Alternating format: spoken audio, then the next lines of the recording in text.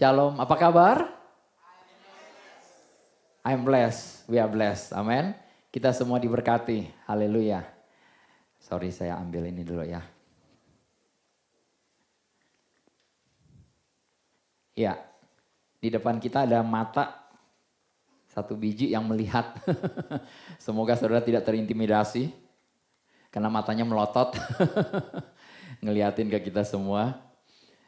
Apa yang kau lihat? Haleluya, puji Tuhan. Ya, kita masih di dalam Efesus 4 ayat 15 ya. Efesus 4 ayat 15, ayat pokok kita dari selama 1 tahun ini, amin. Ya, Efesus 4 ayat 15 berkata, tetapi dengan teguh berpegang kepada kebenaran di dalam kasih, kita bertumbuh di dalam segala hal ke arah Dia, Kristus, yang adalah kepala. Bahasa Inggrisnya bilang, but speaking the truth in love. Ya, kita cuma ambil bagian ini, speaking the truth in love. Ya, kita selalu sepanjang tahun ini sebentar, ini sudah bulan September ya, sebentar lagi selesai, sudah nggak Oktober, November, dan Desember. Ya, 1 tahun ini dari awal tahun kita bicara soal ini terus menerus. Speaking the truth in love. Ya, hari ini kita juga tetap akan membicarakan tentang kebenaran di dalam kasih. Kebenaran tentang siapa diri kita di dalam Kristus. Nah, Bapak Ibu, akhir-akhir ini saya diingatkan bahwa penting untuk menyampaikan mengenai kesembuhan. Kita tiba di bulan-bulan terakhir ini kita bicara soal sebenarnya speaking the truth about your healing and your wealth. Ya, kita bicara soal tentang siapa kita, tentang kesembuhan yang dalam diri kita, dan buat orang-orang yang kita kasihi, dan juga ada kemakmuran. Ya, nah hari ini spesifik untuk kita mau melihat apa yang bisa kita lihat di dalam kita, ya. Nah, kita percaya bahwa Yesus mati untuk menebus dosa kita. Amin. Semua percaya ya. Tapi bukan hanya untuk mati bagi kita, tetapi untuk apa? Menyembuhkan. Kesembuhan adalah bagian dari penebusan. Amin. Kesembuhan, kemakmuran, satu paket. Kalau Bapak Ibu cuma terima keselamatan, oke, saya selamat, saya nanti masuk surga, puji Tuhan. Tetapi terus hidup di dunia ini sakit-sakitan, dari satu sakit ke sakit yang lain, dari satu kekurangan kepada kekurangan yang lain. Kita kehilangan apa makna keselamatan itu. Karena keselamatan itu komplit buat kita semua. Ya, komplit, satu paket, jadi jangan cuma diterima sebagian. Kita harus terima utuh sepenuhnya. Apa yang Tuhan sudah kasih, segala berkat Tuhan di dalam kerajaan sorga sudah dicurahkan bagi kita. Di dalamnya keselamatan, kemakmuran, kesembuhan, kesehatan, kekuatan, kelimpahan. Saudara bisa sebut apa saja yang baik yang Tuhan sudah sediakan. Dan kalau kita cuma mau terima sebagian, ya jangan salahkan Tuhan. Kenapa? Karena Tuhan sudah kasih semua. Tinggal apakah kita mau menerima semuanya komplit atau enggak. Ini masalahnya. Ya, nah jadi Yesus sangat peduli dengan kita, kesehatan kita, kesembuhan buat tubuh kita, amin. Dia memikirkan untuk kesembuhan kita, dia memikirkan bahwa kesembuhan itu layak kita terima karena Dia yang sudah menyembuhkan kita, amin. Ya, dan Dia sudah menanggung segala sakit penyakit, segala kelemahan, kekurangan, semua di atas kayu salib, betul? Ya. Ini bukan perkara biasa-biasa Bapak Ibu. Segala sakit penyakit, kelemahan, apa yang lemah dalam tubuhmu? Ada orang berpikir bahwa kalau semakin tua dia semakin lemah. Saya bilang saya tolak begitu ya. Saya selalu ingat Kaleb, umurnya dia bilang 85 tahun. Dan dia bilang sama seperti 45 tahun yang lalu, sama seperti dia berumur 40 tahun, begitulah kekuatannya dia bilang. Jadi saya selalu kalau ada orang berulang tahun, saya selalu bilang, potong setengah umurnya, itulah kekuatanmu. Umurnya tetap, kekuatanmu sama seperti 50% di diskon dari umurnya. Amin. Puji Tuhan. Ya, jadi Tuhan selalu menggunakan kesembuhan ya. Biasanya itu sebagai seakan-akan seperti satu bel membunyikan bahwa ini adalah bagian buat kamu. Bagian buat kita semua, ya. Nah, kita perlu belajar tentang kesembuhan ini. Saya juga selalu belajar tentang hal ini. Ada saat-saat di mana ketika saya berdoa, saya mendoakan orang sakit sembuh. Ada saat-saat di mana saya berdoa, orang sakit gak sembuh. Ya gak apa-apa. Tetapi saya tidak berkecil hati. Hanya karena pengalaman 1-2, pengalaman ketika saya doakan orang yang gak sembuh, saya tidak berhenti untuk mendoakan orang. Jadi buat Bapak Ibu, kalau ada saudara mendoakan, kadang-kadang kita kalau mendoakan terus orangnya betul-betul sembuh seketika, kita malah kaget. Betul nggak? Wah, bisa ya? Bisa ya dia bisa langsung sembuh ya? Haleluya. Nah, kita perlu belajar bahwa ini sesuatu yang normal buat kita. Ini kehidupan normal anak-anak Tuhan ya. Oke, jadi saya mulai belajar, saya melihat di dalam roh saya mulai bisa menumpangkan tangan orang sakit sembuh. Kenapa begitu? Karena itu yang firman Tuhan ya katakan. Dan saya ingin melihat orang-orang di TLW begini semua seperti itu. Amin. Semua seperti itu. Boleh bilang kiri kanan, kamu bisa menyembuhkan orang sakit. Ya, dengan tanganmu kamu bisa menyembuhkan orang sakit. Ya, amin. Jadi seluruh jemaat TLW ini akan bergerak.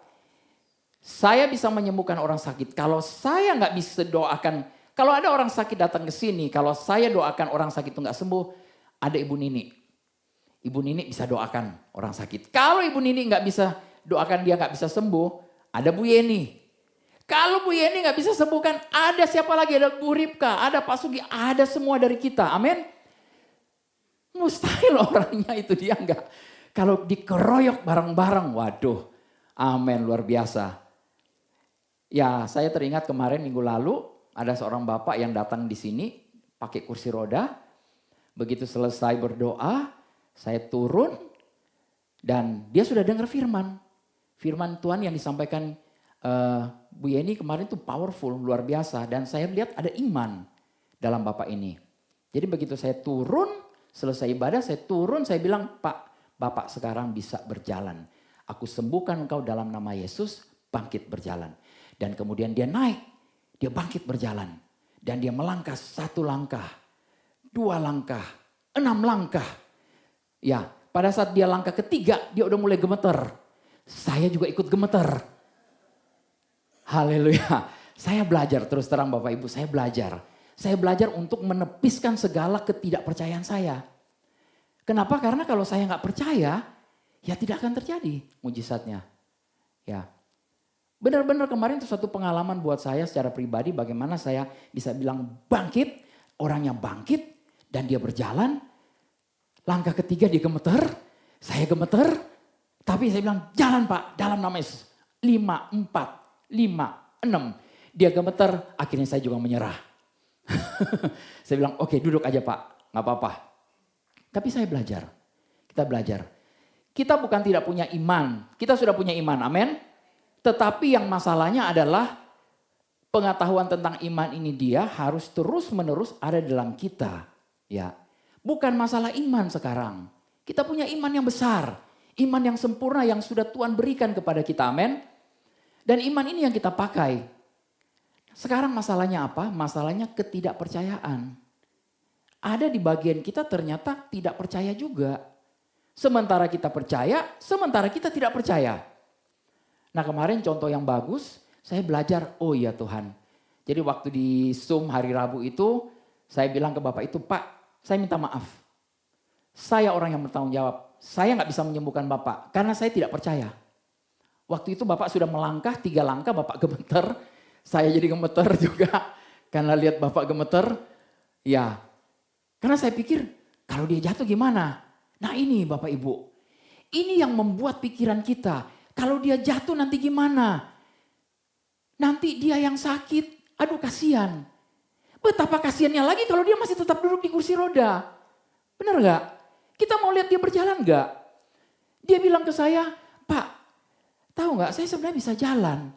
Tapi karena terapisnya, dokternya bilang, Bapak gak boleh jalan dulu. Bapak jangan berjalan dulu. Nanti sesuatu yang buruk terjadi pada Bapak. Saya bilang itu nonsense. Itu nggak ada seperti itu. Kalau Bapak tidak mau mulai pakai imannya untuk berjalan, tidak akan bisa jalan. Kalau Bapak tetap mau duduk di kursi roda, dengar apa kata orang, dengar apa kata dunia, Bapak akan tetap duduk di kursi roda. Jadi sekarang ini bangkit, dan dia bangkit. Haleluya. Tapi kita sama-sama belajar ya Bapak Ibu ya. Saya sementara belajar di sini. Tapi saya belajar, saya mulai melihat ke dalam. Melihat potensi di dalam diri kita. Bagaimana Tuhan sudah taruh kuasa yang membangkitkan Yesus itu. Yang dari antara orang mati dan kuasa itu ada di dalam saya. Ada di dalam kita. Sehingga kita bisa manifestasikan itu. Tersalur melalui kita. Benar, bukan kita yang menyembuhkan. Bukan kuasa kita, tapi kuasa Tuhan. Dan kuasa Tuhan ada dalam kita. Dan kalau kita tidak mau pakai, tidak ada orang yang sembuh. Amin.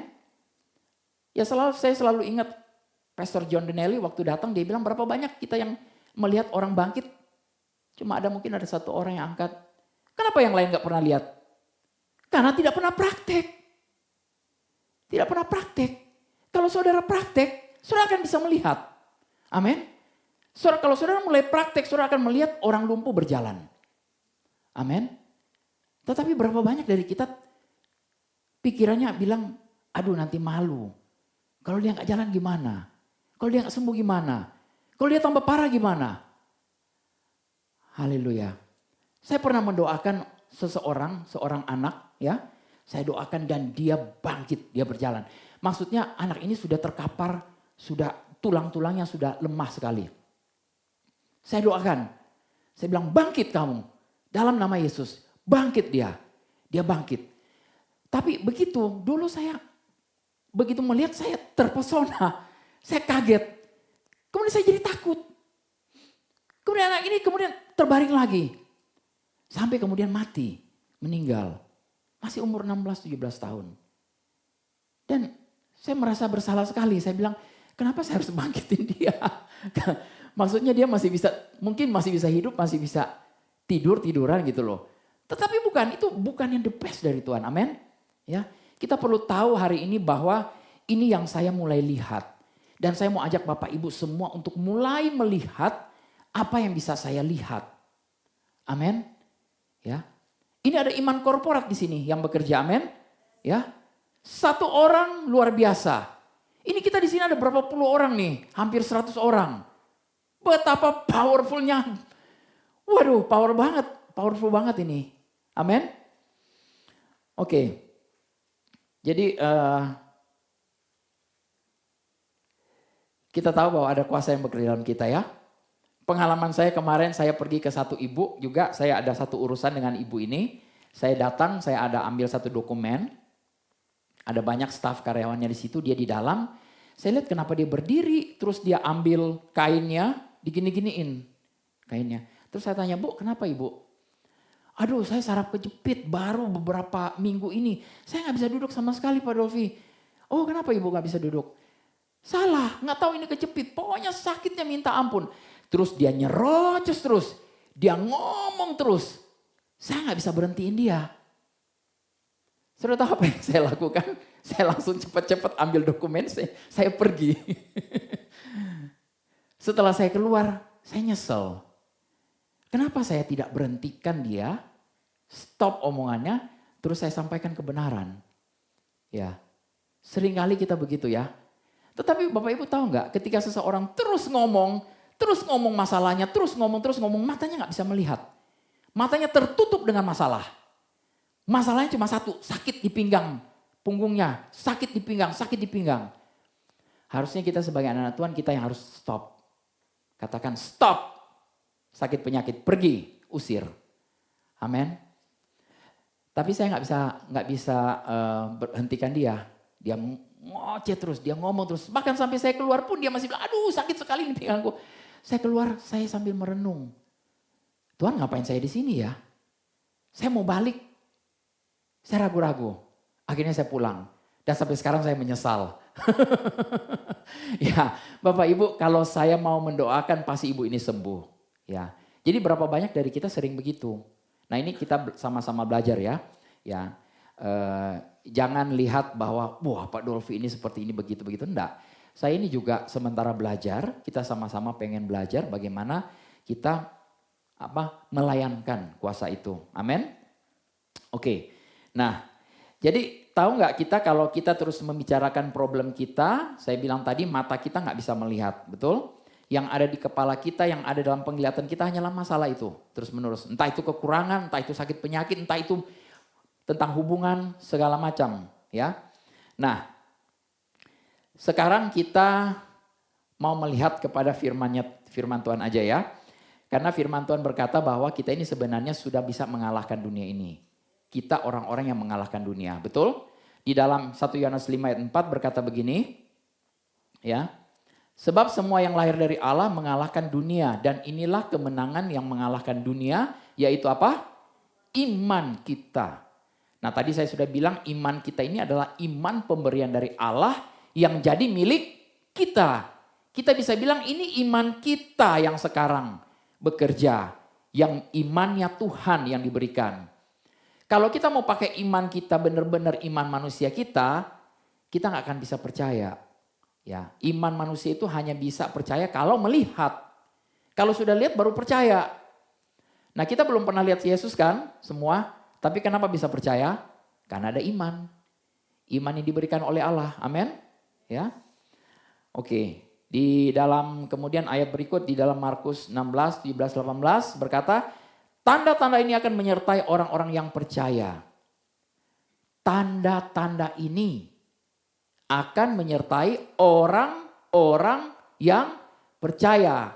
Berarti orang-orang yang gak percaya gak ada tanda-tanda ini. Betul? Ada tanda-tanda ini yang menyertai orang-orang percaya. Berarti kalau tanda-tanda ini gak ada, berarti kita sementara pikirkan sendiri ya. Kita apakah ini sementara percaya atau gak percaya nih? Ya, mereka akan mengusir setan-setan demi namaku. Saya sudah pernah lakukan.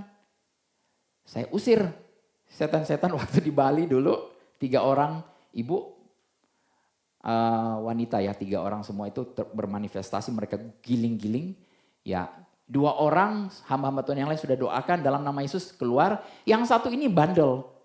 Sudah didoakan dalam nama Yesus apa segala macam, sudah dipakai segala macam, gak keluar-keluar. Ternyata masalahnya apa? Saya cuma tahu ini bukan masalah roh lagi.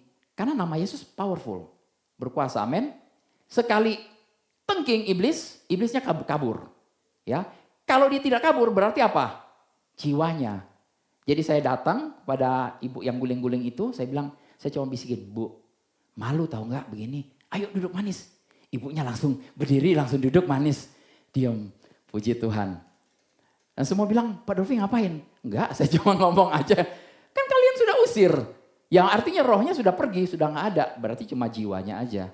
Jiwanya yang perlu dibaharui dari hari ke hari dengan kebenaran firman Tuhan. Dan dia menyanyi memuji Tuhan dan dia dimerdekakan. Jadi kita tidak perlu lagi tengking-tengking, lepasin segala macam. Hanya perlu kasih kebenaran. Jati dirinya siapa. Kalau kita bilang, Bu, Ibu malu begini, ngapain guling-guling? Ya dia malu benar. Dia duduk. Puji Tuhan ya. Oke, jadi di sini dikatakan tanda-tanda ini akan menyertai orang-orang yang percaya. Mereka akan mengusir setan-setan demi namaku. Mereka akan berbicara dalam bahasa-bahasa yang baru bagi mereka. Amin.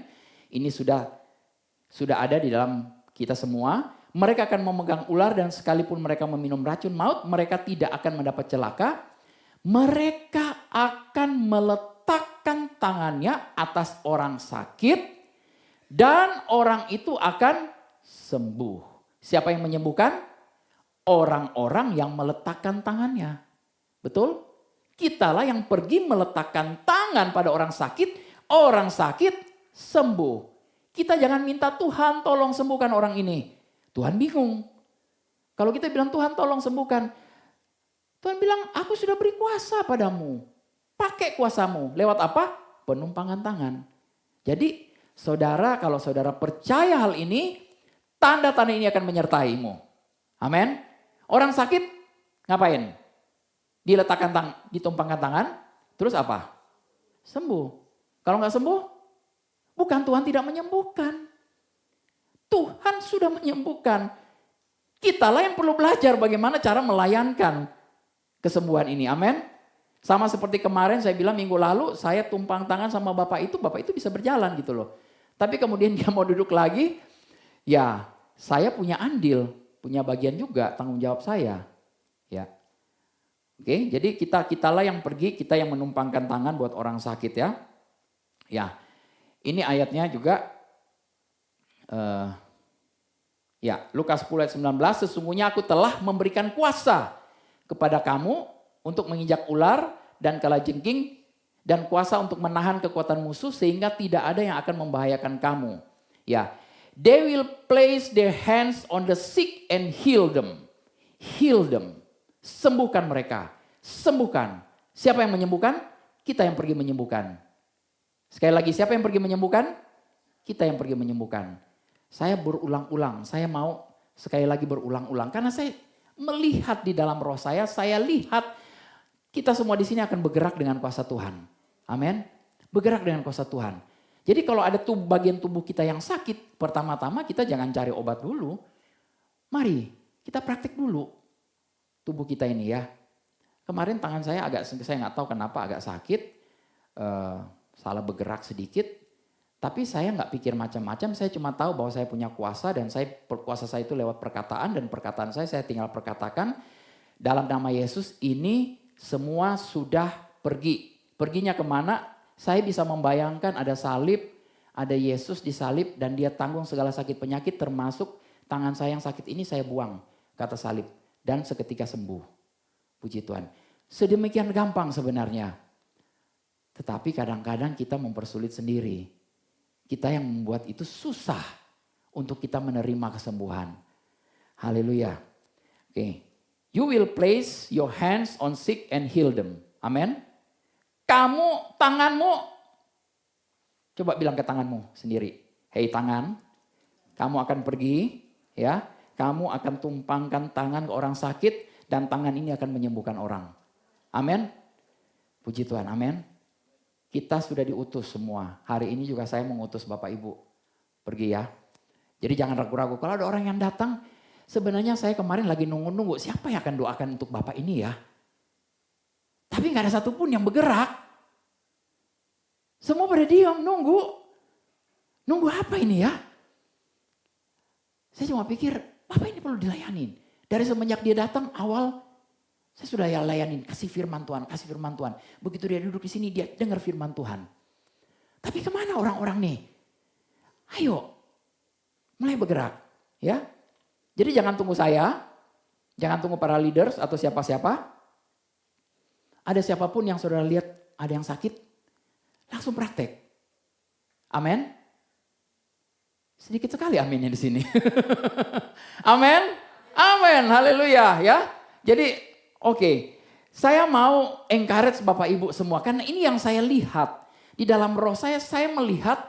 Tapi kalau orang-orang ini kan perlu diajar. Kita semua di sini diajar. Dan kita belajar. Dan kita mau pakai gitu loh. Ya ini akan terjadi. Oke. Oke, nah. Saya akan mulai di dalam topik saya. Apa yang engkau lihat, apa yang kita lihat. Saya mulai dengan ayat di Mazmur 78. Ayat 41, tapi kita mulai ayat 40 deh ya. Mazmur 78 ayat 40 berkata, berapa kali mereka memberontak terhadap dia di padang gurun dan menyusahkan hatinya di padang belantara. Ayat 41 berkata bahwa berulang kali mereka mencobai Allah menyakiti hati yang kudus dari Israel. Ini bicara soal orang-orang Israel yang di padang gurun. Ya. Nah kalau saya bacakan dari versi yang lain, ini versinya bagus sekali, ya. How often they provoke him in the wilderness and grieve him in the desert. Betapa seringnya mereka memprovokasi Tuhan di padang gurun dan mendukakan dia di padang gurun. Yes, again and again they tempted God and limited the Holy One of Israel. Ya, lagi dan lagi mereka mencobai Tuhan dan membatasi yang maha kuasa, yang maha kudus Israel. Kebayang gak? Orang-orang Israel lebih powerful dari Tuhan loh. Mereka ngapain? Mereka membatasi yang maha kudus Israel. Firman Tuhan bilang orang-orang Israel membatasi yang maha kudus Israel, yang Tuhan yang maha kuasa itu dibatasi oleh orang Israel. Apa yang membatasi Tuhan bekerja? Karena orang-orang Israel ini, Bapak Ibu, mereka ini begitu keras hati ya. Waktu mereka keluar dari tanah Mesir, Musa mendapat satu visi untuk membawa orang Israel ini pergi keluar dari Mesir ke Israel, ya, ke tanah Kanaan. Ada tembok Yeriko yang harus mereka runtuhkan. Betul? Nah, visi kepada Musa. Seringkali berapa banyak dari kita bilang bahwa visi itu hanya ada pada pemimpin-pemimpin. Hanya ada pada Pak Gembala, hanya ada pada orang-orang tertentu. Leaders. No, ini gak benar. Ini gak benar sama sekali. Tuhan kasih visi itu betul kepada pemimpin-pemimpinnya, tapi dia juga kasih visi kepada bangsa Israelnya. Ya lewat pemimpinnya visi itu didistribusi. Ya. Dan semua bisa bergerak ke arah satu tujuan, ke sana. Tetapi orang Israel tidak bisa melihat ujungnya. Mereka nggak bisa melihat. Padahal kalau saudara lihat di peta, di Google, itu dari Mesir, dari Kairo, kalau saudara mau jalan kaki sekarang, sampai ke Yerusalem, ke Gaza, Yeriko itu ada di jalur Gaza. Ya, itu kurang lebih cuma butuh 7 hari. Ya, taruh katalah dengan istirahat dan lain sebagainya 14 hari. Ya, 2 minggu cukup dari Mesir, Kairo, sampai ke Yeriko. Tapi apa yang menyebabkan mereka? Kemudian mereka nyampainya berapa lama? 40 tahun. Ngapain? Kenapa 40 tahun? Karena mereka nggak tahu tujuannya mau kemana. Mereka nggak bisa melihat kemana. Ya, saudara tahu, kita ini punya namanya imajinasi. Kita bisa berpikir, kita bisa melihat dalam imajinasi kita. Bahkan pada saat kita bermeditasi, merenungkan firman, kita bukan mengosongkan pikiran.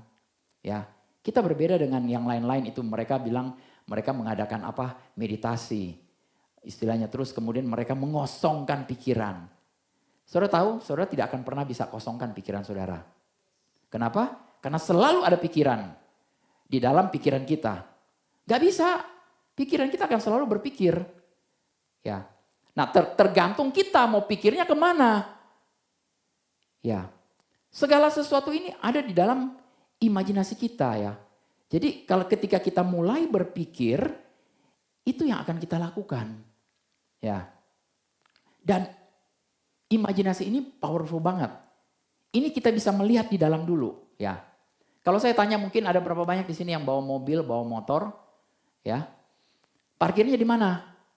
Saudara bisa langsung mengimajinasikan. Oh, saya parkir di depan mobilnya Pak Imam. Ya. Saya parkir di bagian sini. Walaupun mungkin saudara tidak tahu begitu detail lokasinya, tetapi saudara bisa membayangkan, oh motor saya di sini. Kalau saya tanya saudara tadi naik apa gitu loh. Oh ada yang naik busway mungkin. Imajinasi saudara kemana? Ke busway. Oh ya tadi saya naik busway. Ya. Ini powerful sekali. Ya. Dan saya selalu bilang imajinasi kita ini bisa kita kendalikan. Bisa kita arahkan. Amin. Ya. Kalau saya bilang gajah pink. Yang dalam imajinasinya apa? Gajah warna pink. Terus saya bilang pisang. Tapi warnanya juga pink. Dalam pikiran kita apa? Pisang warnanya pink. Nah kemudian saya bilang oh saya suka makan rujak. Rujaknya ada mangga, ada jeruk, asem, pedas, sedap. Ya enak rasanya. Bahkan bisa ngiler. Benar karena saya bisa menggambarkan rujak bagaimana enaknya. Ada yang suka makan rujak di sini? Ya, makan rujak gitu loh. Nah, ketika saya mulai ngomong makan rujak, gajah pinknya kemana? Udah nggak ada. Begitu kita mulai berpikir gajah pink tadi, kemudian kita berpikir tentang pisang warna pink, kemudian saya bawa saudara untuk berpikir tentang rujak. Ya, saudara mungkin masih keinget yang pisang warna pink, tetapi gajah yang pink sama sekali lupa. Sama sekali nggak ada. Jadi kita bisa mengarahkan pikiran kita mengarahkan apa yang ada dalam imajinasi kita ini. Amin. Ya. Oke. Nah, saudara, kita harus punya satu visi, kita harus punya satu tujuan. Ya. Dalam hidup ini kita punya tujuan. Tuhan ingin kita punya satu tujuan dan dia sudah kasih satu tujuan itu sebenarnya. Ya. Saudara kalau naik mobil, terus saudara bilang begini, begitu saudara buka pintu, duduk, saudara tahu mau kemana, betul nggak? Nggak mungkin kita nggak tahu kemana. Walaupun saudara bilang begini, Pak Dolfi saya hanya mau keliling-keliling kota Jakarta. Betul, saudara akan naik mobil keliling-keliling kota Jakarta, akhirnya ngapain? Pulang, balik. Tujuannya mana? Pulang. Ada tujuan. Betul? Nah, orang Israel, mereka tidak bisa melihat ke sana, makanya mereka berputar-putar keliling sampai satu generasi habis. Selesai. Tidak punya tujuan. Nah, tanpa memiliki visi tentang apa yang Tuhan mau kita capai, kita tidak akan pernah bisa mencapainya ya. Sebenarnya sesederhana itu. Nah, kita tahu bahwa Tuhan menciptakan kita nggak iseng-iseng. Amin. Ya, kita semua punya tujuan.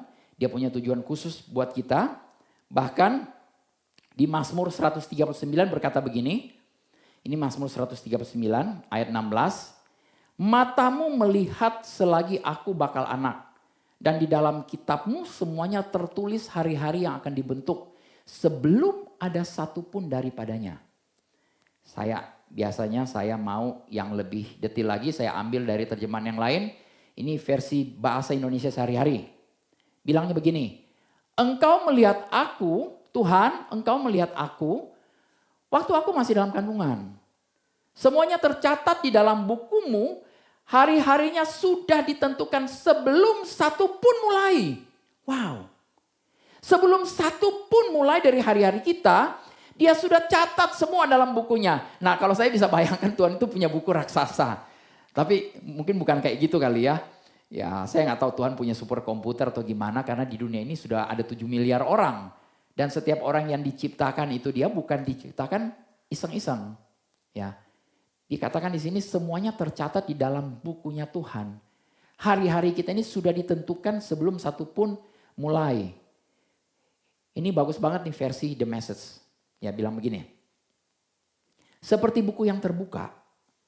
Tuhan, engkau menyaksikan aku bertumbuh dari pembuahan hingga kelahiran. Seluruh tahapan hidupku terbentang di hadapanmu. Hari-hari dalam hidupku semuanya dipersiapkan. Bahkan sebelum kita menjalani satu hari pun. Bahkan sebelum lahir, Tuhan sudah tulis dalam bukunya. Haleluya. Wow. Dahsyat enggak? Nah, tetapi apakah tujuan ini mau tercapai atau enggak?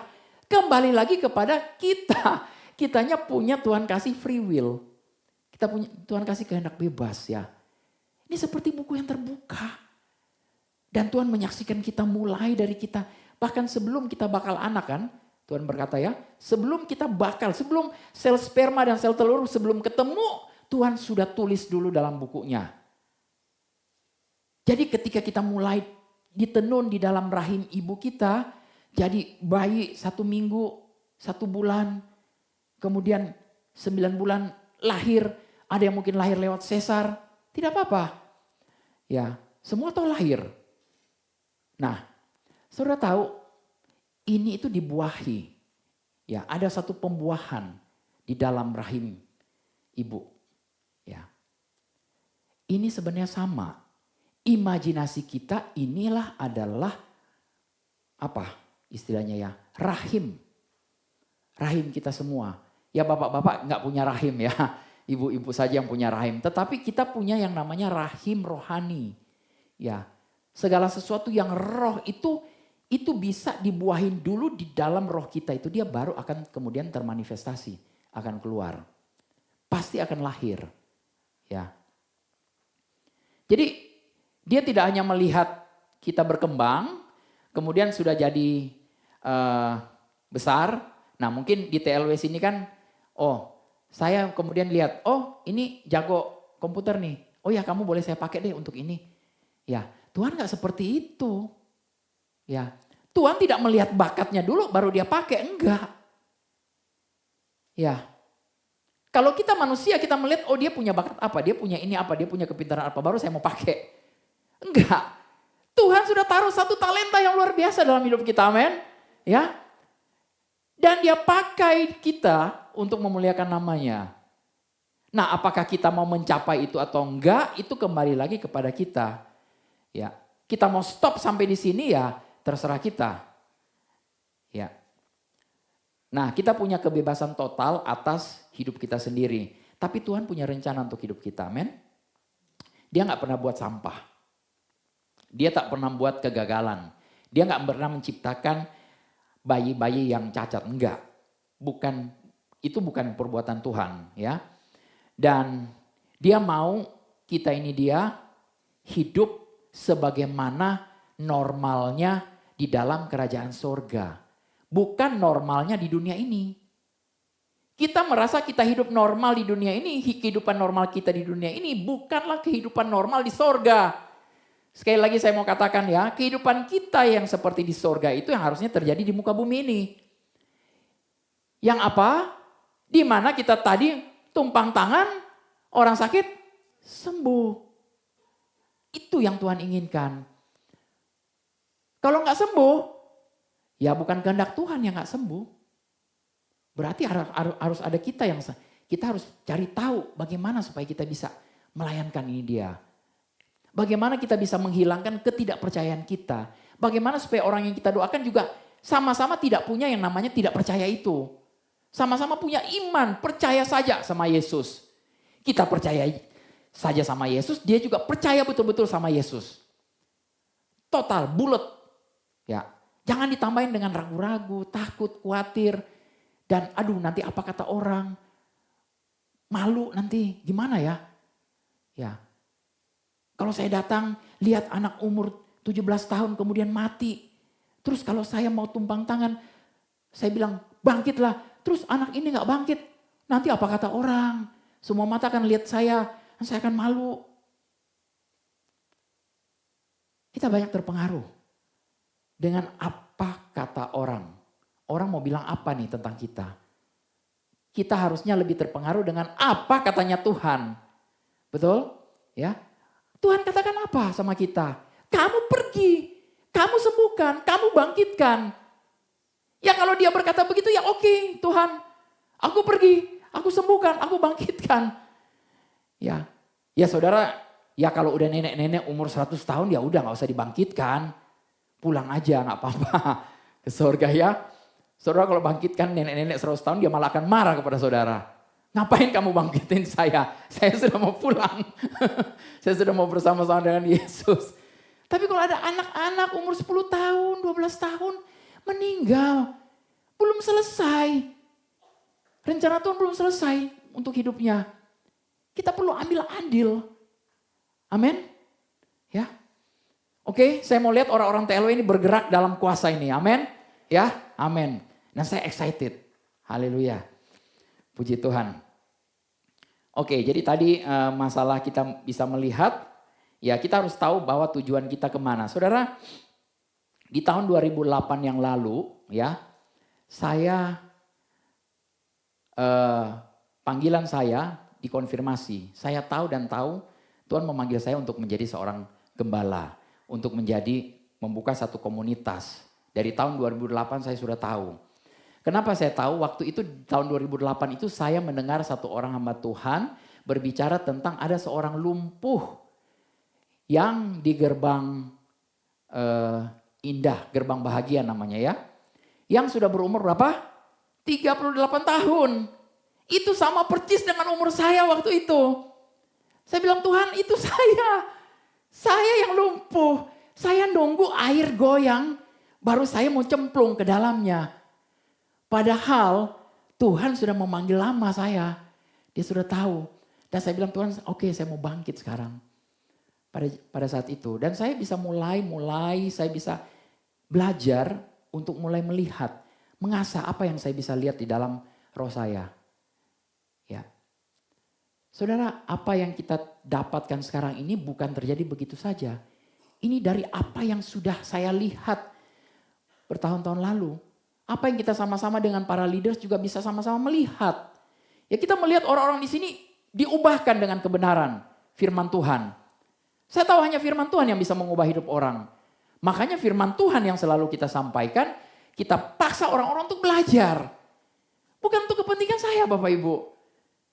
Ya kalau saudara tidak mau belajar artinya dagingmu yang sementara berontak.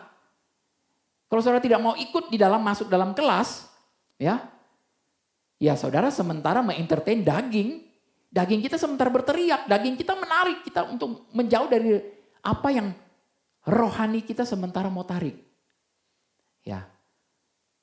Jadi kalau Bapak Ibu yang tidak mau belajar ya itu kedagingan. Sorry ya saya katakan ini dengan kasih. Haleluya. Sebentar ada pengajaran yang luar biasa. Bapak Ibu akan belajar ya. Bagaimana tentang hari ini tentang pengampunan ya. Tentang mengampuni. Ada seorang ibu yang saya impor dari Surabaya loh. Datang untuk bisa bisa membawakan kabar baik ini ya. Saudara bisa lihat bagaimana Tuhan mengubah hidupnya. Dahsyat dengan kebenaran firman Tuhan. Oke, jadi saya semakin hari semakin excited saya melihat visi Tuhan ini semakin lama semakin jelas. Semakin lama semakin jelas. Saya bisa melihat orang-orang semua yang ada di tempat ini. Dia diubahkan dengan kebenaran firman Tuhan. Bisa tumpangkan tangan ya. Nah saya sering katakan kepada orang-orang jangan batasi Tuhan. Ya, tapi saya sendiri batasi Tuhan. Seringkali saya batasi Tuhan. Saya bilang Tuhan ini kayaknya begini ya. Pelan-pelan lah Tuhan. Pelan-pelan. Tapi kemudian saya berpikir begini. Kalau saya terlalu pelan-pelan nih, mungkin saya harus hidup 400-500 tahun. Baru panggilan Tuhan tercapai, terpenuhi dalam hidup saya. Saya gak mau. Dan saya tahu hidup saya mungkin gak akan lebih dari 100 tahun. Ya sekarang saya cuma bilang Tuhan pakai saya dengan maksimalnya sampai di usia berapapun yang Tuhan mau saya mau pakai. Tapi dalam keadaan yang sehat. Dan saya bisa terus bekerja untuk menjadi berkat bagi banyak orang. Sampai tua, sampai lanjut dengan kekuatan yang penuh. Kalau memang sampai 100 tahun saya dalam kondisi yang kuat dan sehat. Lutut saya masih sehat, masih kuat gitu loh.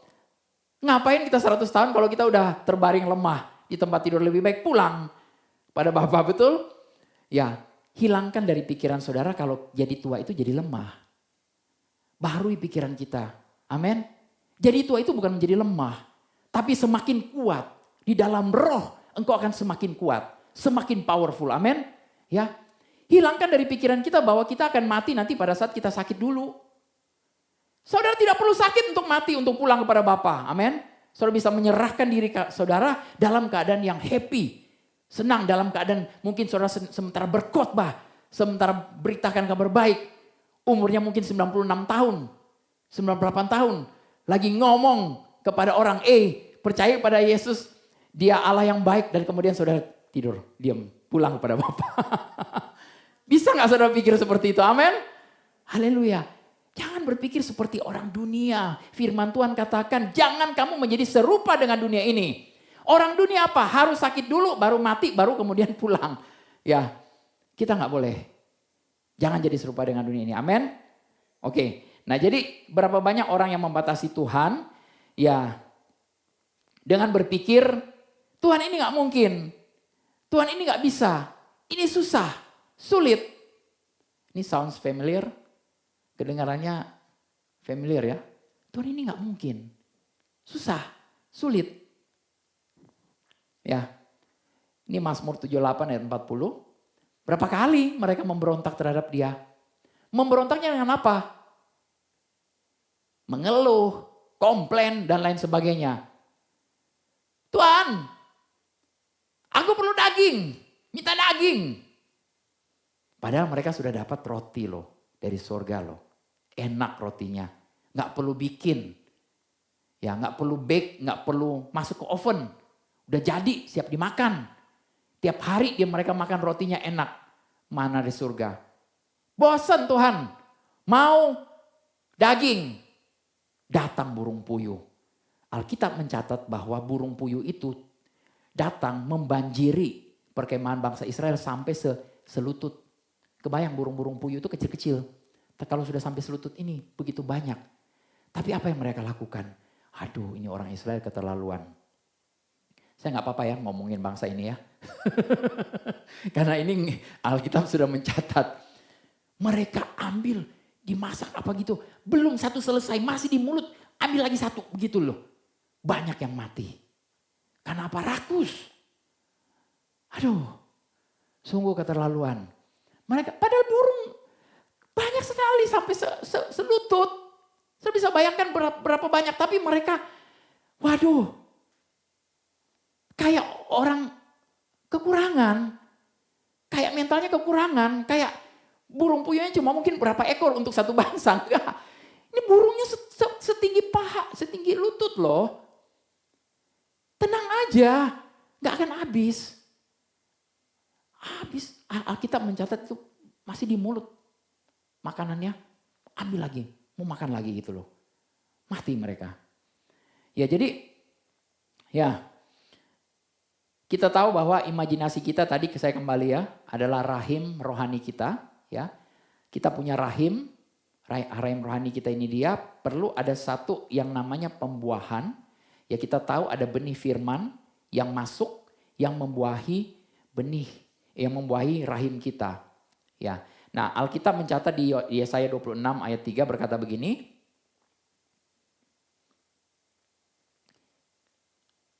Ya. Ini Yesaya 26 ayat 3, yang hatinya teguh kau jagai dengan damai sejahtera sebab kepadamulah ia percaya.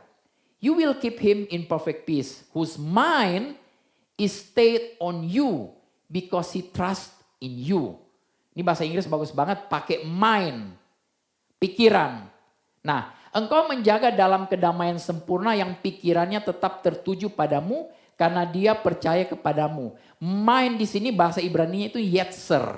Ya, yetzer ini dia adalah pikiran yang diterjemahkan sebagai pembuahan, conception.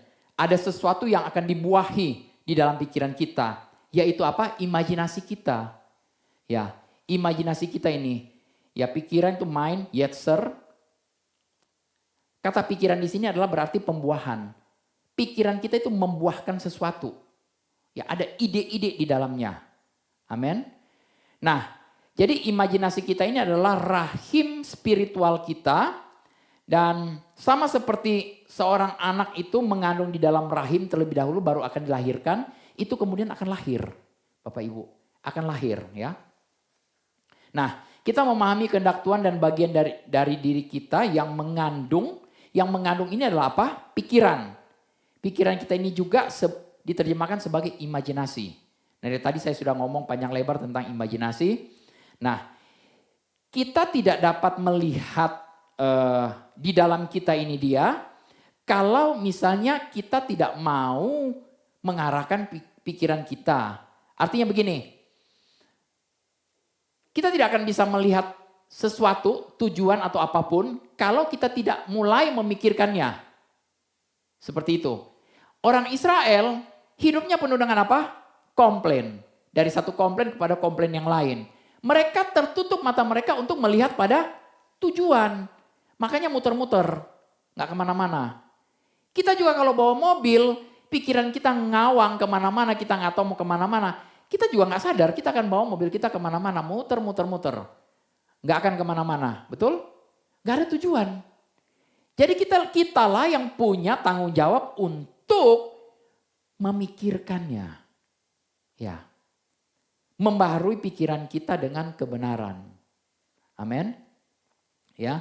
Nah, di dalam Mazmur 1 ayat 2 berkata begini. Tetapi yang kesukaannya ialah Taurat Tuhan dan merenungkan Taurat itu siang dan malam. Bahasa versi Basic English berkata bahwa whose delight in his law the Lord and whose mind. Mind di sini sekali lagi ini adalah yetzer, imajinasi kita yang mengimajinasikan yang kita renungkan itu adalah siang dan malam adalah kebenaran, firman Tuhan. Nah, pertanyaannya sekarang apa yang kita renungkan sepanjang siang dan malam? Apa yang kita pikirkan sepanjang siang dan malam? Apa yang kita imajinasikan sepanjang siang dan malam? Apa yang kita pikirkan? Apa yang kita imajinasikan? Apa yang kita lihat? Nah, saudara tahu nggak? Mazmur 1 ayat 2 dan Mazmur 2 ayat 1 ini juga bicara soal pikiran. Ya, Mazmur 2 ayat 1 ini berkata begini. Mengapa rusuh bangsa-bangsa, mengapa suku-suku bangsa mereka-reka perkara yang sia-sia? Why do nations assemble with commotion, uproar and confusion of voice? Orang-orang itu mulai dengan segala sesuatu yang confused, bingung. Ya, dengan suara-suara. Ada suara-suara dalam pikiran kita, ada suara-suara. Ya, dan suara-suara kita ini membingungkan, ya. Mengapa orang mulai mengimajinasikan, memeditate, ya, dengan hal-hal yang sia-sia? Mengapa orang-orang membayangkan, merenungkan, merancang sebuah skema yang kosong? Ya. Kenapa orang-orang ini? Alkitab berkata begini ya. Tetapi firman Tuhan ayat Mazmur 1 ayat 2 berkata, tetapi orang-orang yang kesukaannya ialah Taurat, yang kesukaannya adalah kebenaran firman Tuhan, yang merenungkan, memikirkan, mengimajinasikan, ya, mulai memikirkan, mengimajinasikan kebenaran firman Tuhan itu, itulah yang disebut orang-orang yang berbahagia. Amin. Ya. Jadi sekali lagi saya bilang tadi, kita tidak bisa bermeditasi tanpa kita berimajinasi. Pada saat kita mulai diam, kita bermeditasi, pikiran kita udah mulai kemana-mana. Oh, saya mulai ke sini, mulai ke sana. Ya. Haleluya.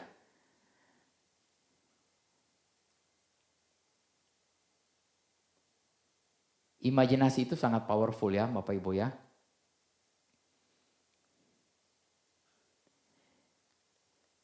Tapi kita seringkali salah menggunakan imajinasi ini. Di Roma 1 ayat 21, ini Roma 1 ayat 21 berkata begini.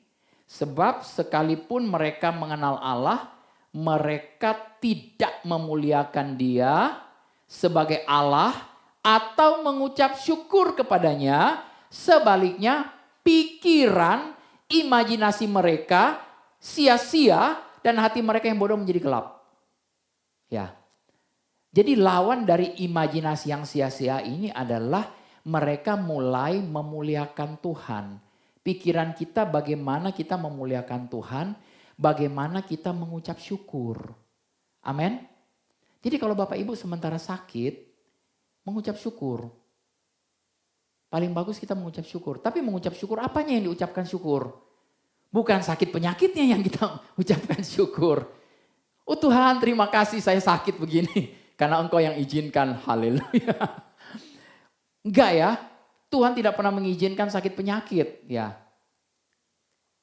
Kita mengucap syukur untuk apa? Mulai pikirkan bagaimana kita sembuhnya. Bagaimana, saya bilang ke Bapak yang kemarin itu, Pak, Bapak bisa nggak mulai lihat Bapak itu mulai jalan, lari, daki gunung, berenang, ya. Karena dari situ akan termanifestasi. Ya. Jadi ini dikatakan buat anak-anak Tuhan loh. Sebab sekalipun mereka mengenal Allah. Nah kita tahu kita sudah punya hidup yang kekal, betul? Hidup kekal itu apa? Mengenal Yesus. Kita kenal. Ya, saya nggak kenal Pak Jokowi.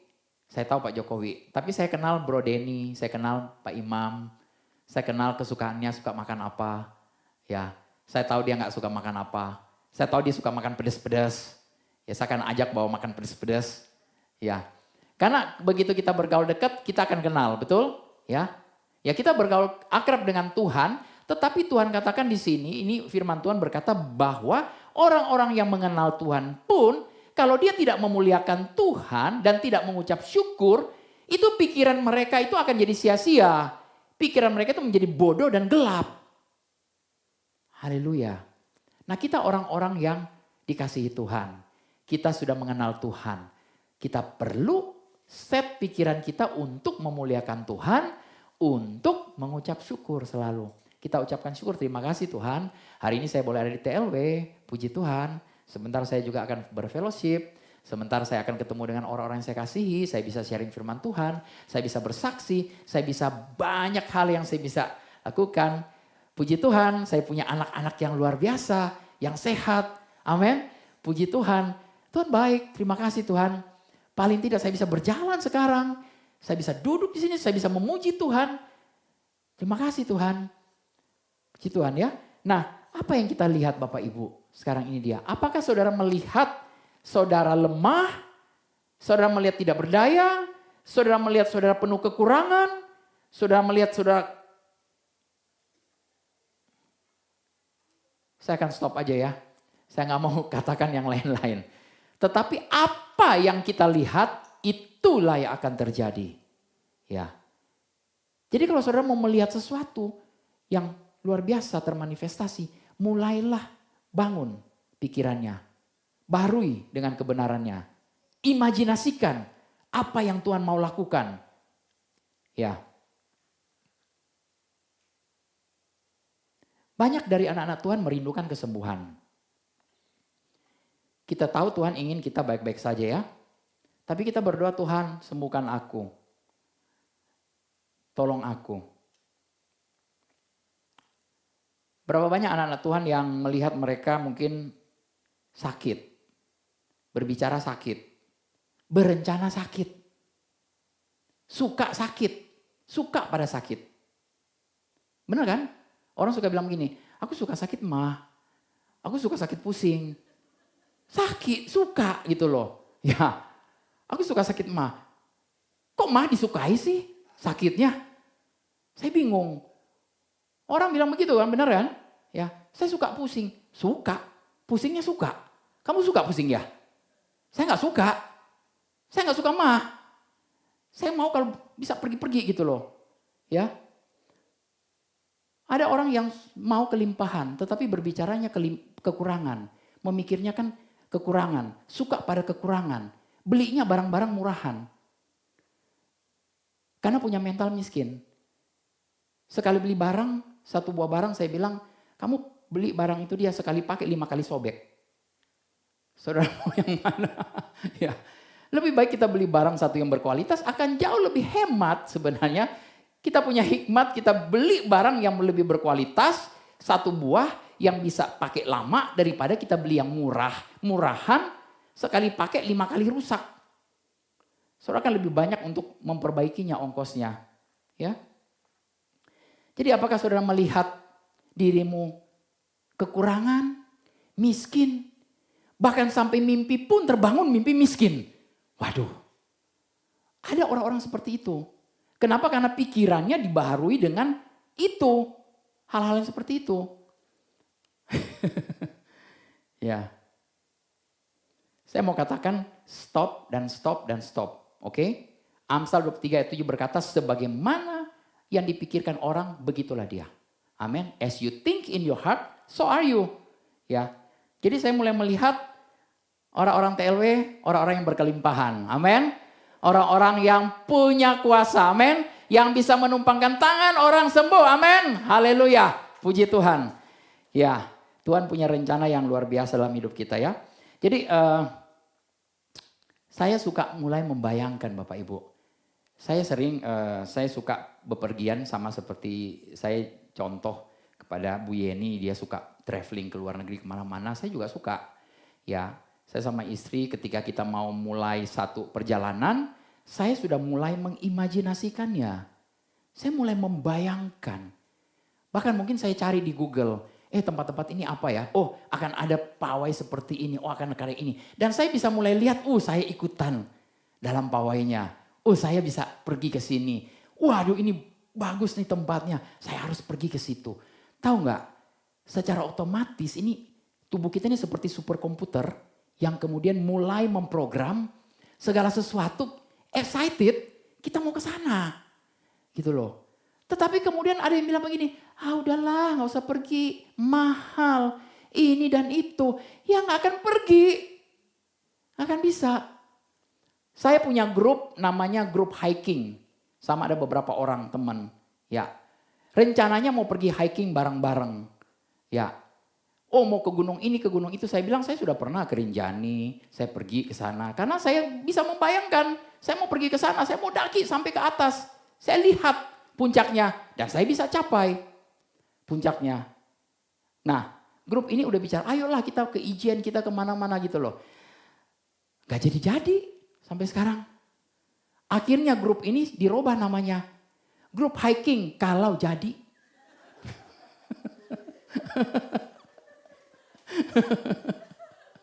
Saya juga punya grup yang satu yang jalan-jalan, yang nggak tahu mau jadi apa enggak. Semoga nama grupnya tidak dirubah ya, tidak berubah. Haleluya, amin. Ya, coba kalau saudara mulai membayangkan, saudara mulai melihat, itu yang akan terjadi. Amin. Apa yang engkau lihat sekarang? Barui. Kalau engkau mau itu termanifestasi. Dari kemarin kan kita sudah bicara soal berbicara, berkata-kata kepada gunung. Tapi sekarang kita mau masuk lebih dalam lagi. Sebelum kita mulai percaya, mulai berkata-kata, kita tahu ada sesuatu yang kita mulai pikirkan. Ada sesuatu yang akan Tuhan buat melalui kehidupan kita. Amin. Mulai bayangkan. Pernah gak saudara membayangkan kehidupan keluargamu seperti apa? Orang-orang yang engkau layani seperti apa? Bisnismu, pekerjaanmu. Ya, bisa gak engkau mulai mengimajinasikan pelayananmu seperti apa? Nantinya sebesar apa? Orang-orang mana yang akan engkau jangkau? Ya. Pernah gak kita membayangkan? Apa yang saudara bayangkan? Saya mau. Dulu saya, tahu gak? Saya pengen sekolah ke luar negeri. Saya tidak peduli. Papa saya bilang, aduh Dolfi, papa cuma punya uang segini. Papa saya gak pernah berhentikan saya loh. Dia gak bilang begini, papa gak punya uang, kamu gak usah pergi. Enggak. Dia gak pernah ngomong begitu. Dia cuma bilang, papa cuma punya uang segini.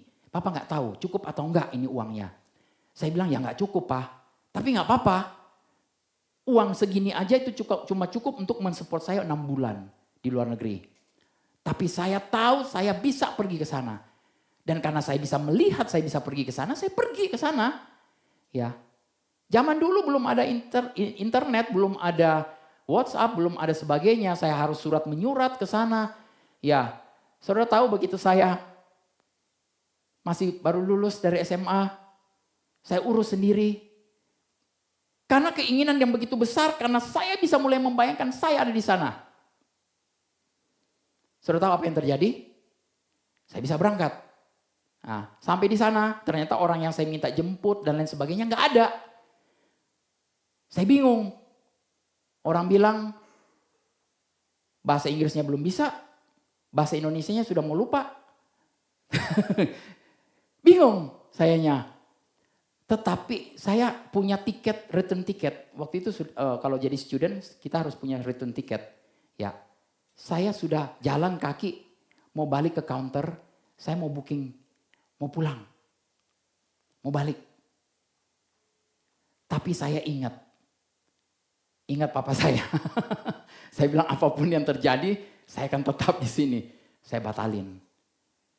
Saya pergi. Saudara, Alkitab mencatat Abraham dan Sarah itu tidak pernah memikirkan kampung halamannya. Mereka tidak pernah mikir apa yang ada di belakang mereka. Ya, seandainya kalau Abraham memikirkan kampung halamannya, ya dia tidak akan masuk ke dalam tanah perjanjian. Orang Israel tidak akan bisa masuk ke dalam tanah perjanjiannya. Amin. Jadi seandainya kalau kita tidak punya pikiran seperti itu, ya nggak akan bisa. Ya.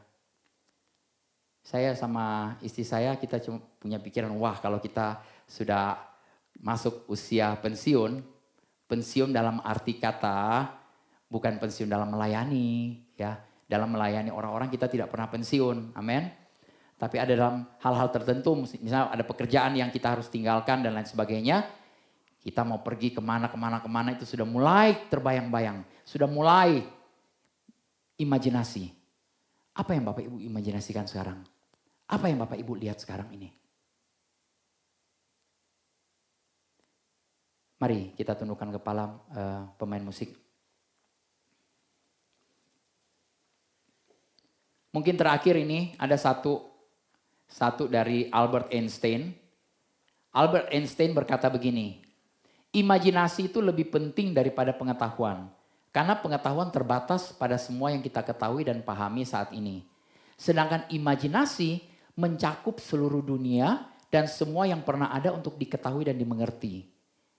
Nah dia menambahkan, dia bilang logika pikiran kita itu akan membawa kita dari A ke B. Tetapi imajinasi akan membawa kita kemana saja. Amin. Imajinasi kita ini, apalagi imajinasinya berdasarkan kebenaran, berdasarkan firman Tuhan. Ya, itu akan bawa kepada kita, kepada tubuh yang benar-benar whole, yang benar-benar kuat, sehat, ya, pada segala kelimpahannya Tuhan.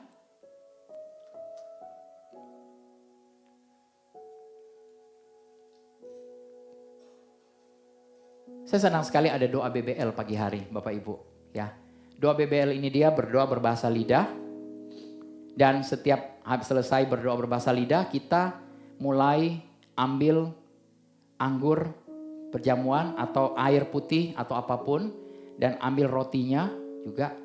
Saudara tahu, saya mulai mengimajinasikan itu betul-betul tubuh Tuhan. Itu betul-betul daging Tuhan yang saya makan. Dan saya mulai imajinasikan ini betul-betul darah Tuhan. Darah yang betul-betul menyucikan. Dan darah ini dia yang betul-betul saya minum menjadi satu dengan saya. Saya ingat apa yang sudah Tuhan lakukan bagi saya. Saya mengucap syukur kemarin begitu ngetes darahnya. Darah saya benar-benar luar biasa sekali. Dokternya bilang, Pak Dolfi darahnya kayak bayi sehat. Haleluya, darahnya begitu. Loh, darah yang happy katanya. Saudara bisa gak mulai membayangkannya? Kita ambil sewaktu sejenak ya Bapak Ibu ya. Boleh kita tundukkan kepala.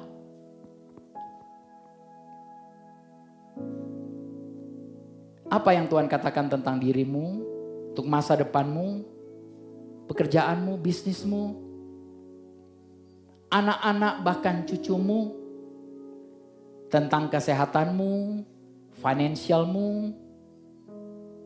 Kita punya Bapa yang kaya dengan segala berkat rohani dalam kerajaan surga. Dan dia sudah berikan kepada kita semua. Lihat. Lihat. Dia Bapa yang penuh kasih.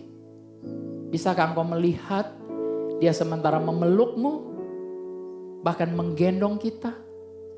Ada yang dipanggul di belakangnya. Ada yang didekap di depannya. Thank you Jesus.